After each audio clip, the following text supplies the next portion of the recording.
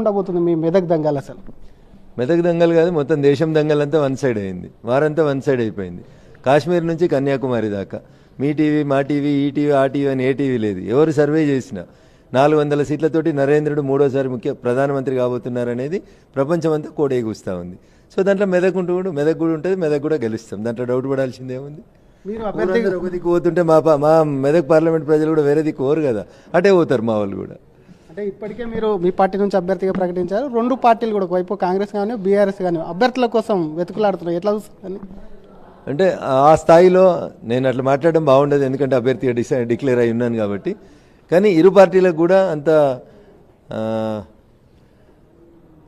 So I don't want to comment on it basically. చలో, thank you. మీ పార్లమెంట్కి సంబంధించి మీ మెదక్ పార్లమెంట్లో ఒక్కటి కూడా బీజేపీ గెలిచింది లేదు. ఉన్న దాంట్లో ఒకటి కాంగ్రెస్, మిగతా 6 బీఆర్ఎస్ సంబంధించిన. ఎలా ఎదుర్కోబోతారు? నిజంగానే ఈసారి ప్రజలు మీ ఎంపీ ఎన్నికల్లో మీ వైపు ఉన్నారంటారా?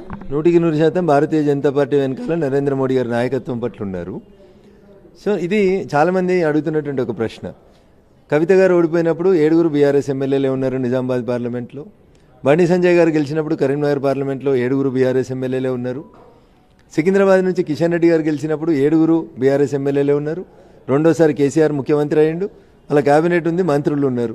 సోయం బాబురావు గారు ఆదిలాబాద్లో గెలిచినప్పుడు కూడా 7 ఎమ్మెల్యేలు బీఆర్ఎస్ పార్టీ నుంచే ఉన్నారు. అప్పుడు లేని కష్టం ఇప్పుడైందే. ఇప్పుడు ఇంకా ఒక ఎమ్మెల్యే వాళ్ళకి లేడు, పక్క పార్టీకి పోయినటువంటి ఎమ్మెల్యే ఉన్నాడు. కాబట్టి అసెంబ్లీకి జరుగుతున్నటువంటి ఎన్నికలు, పార్లమెంటుకి జరుగుతున్నటువంటి ఎన్నికల మధ్యలో పొత్తు అట్లాంటిది ఏమి ఉండదు. ప్రజలు చాలా గొప్పగా ఆలోచిస్తారు. సర్పంచ్ ఎవరిని గెలిపేయాలి, ఎంపీటీసీ ఎవరిని గెలిపేయాలి, ఎమ్మెల్యే ఎవరిని గెలిపేయాలి అనేది ప్రజలు చాలా క్లారిటీతో ఉన్నారు. ఈ దేశం బాగుండాలంటే, ఈ దేశం భద్రంగా ఉండాలంటే, ఈ దేశం ఆర్థికంగా స్థిరంగా నిలబడాలంటే, మా పిల్లల భవిష్యత్తు మంచిగా ఉండాలంటే ఎవరు ఏడబోయినా దేశంలో మాత్రం నరేంద్ర మోడీ గారు ఉండాలని ప్రజలందరూ ముక్త కంఠంతో కోరుకుంటున్నారు. కాబట్టి ఖచ్చితంగా భారతీయ జనతా పార్టీ మరొకసారి అందరూ ఊహించిన దానికంటే ఎక్కువ సీట్లతోటి భారత పార్లమెంట్ లోపలికి 3వ సారి రాబోతాం. ఒక వకీల్ సాబ్గా కవిత అరెస్ట్ని ఎట్లా చూస్తారు? ఎందుకంటే వాళ్ళు ఒకవైపు అత్యున్నత న్యాయస్థానంలో కేసు విచారణలో ఉండగా ఏ విధంగా అరెస్ట్ చేస్తారు, ఇది పూర్తిగా విరుద్ధం అంటూ కూడా మొన్న వాదించినటువంటి పరిస్థితి ఉంది. ఇంకా అదే వాదిస్తున్నారు. ఇప్పుడన్నా చట్టం తెలియకుండా ఎవరైనా ఏదైనా మాట్లాడితే నేనేం చేయలేను. సుప్రీంకోర్టు స్టే లేదు కాబట్టి అరెస్ట్ చేయొద్దని చెప్తారా? సుప్రీంకోర్టులో ఇలా పిటిషన్ వేసిర్రు. సుప్రీంకోర్టు పిటిషన్ కొట్టేసినట్టు నేను ఇందాక ఎక్కడో చూసిన బ్రేకింగ్స్లో. అది నిజమో కాదో నాకు తెలియదు, ఇంకా నాకు ఫస్ట్ హ్యాండ్ ఇన్ఫర్మేషన్ లేదు కాబట్టి. కానీ సుప్రీంకోర్టు స్టే ఇవ్వకుండా, సుప్రీంకోర్టు అరెస్ట్ చేయొద్దని చెప్పకుండా ఆపేటువంటి శక్తి ఇంకెవరికి ఉంటుంది? ఇంకా సుప్రీంకోర్టులో స్టే లేనప్పుడు ఎవరైనా అరెస్ట్ చేయొచ్చు. కాబట్టి వాళ్ళ argument it self is in illegal.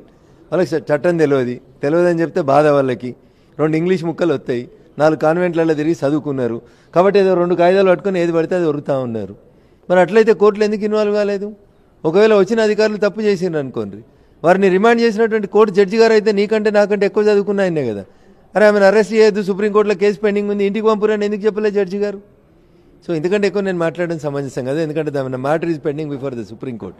Sub judice అవుతుందన్న కోర్టు ఏం డిసిజన్ తీసుకుంటే దాన్ని ఫాలో అయ్యాం అందరం. మరోవైపు ముఖ్యమంత్రి రేవంత్ రెడ్డి మోడీ సభలో పాల్గొన్నప్పుడు మోడీని మెచ్చుకున్నారు. ఆ తర్వాత ఆయన రాజకీయ సభల్లో మోడీని తిడుతున్నారు. ఆయన వైఖరిని మీరు ఎట్లా చూస్తారు?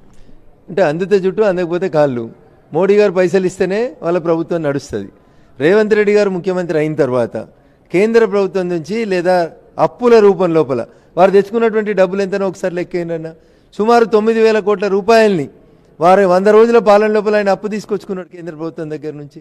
ఈ రాష్ట్రం ముందుకు నడవాలంటే కేంద్ర ప్రభుత్వం సహకారం ఉండాలి కాబట్టి నేను ప్రధానమంత్రి గారిని పెద్దన్నాన్ని సంబోధించిన అన్నారు.